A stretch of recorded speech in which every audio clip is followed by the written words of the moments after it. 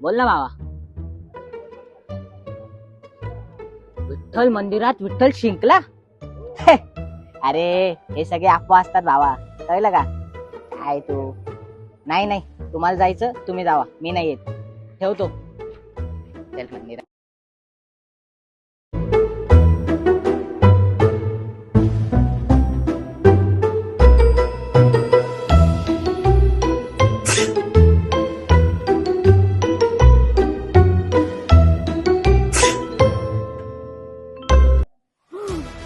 विठ्ठल मंदिरात घडला अद्भुत चमत्कार.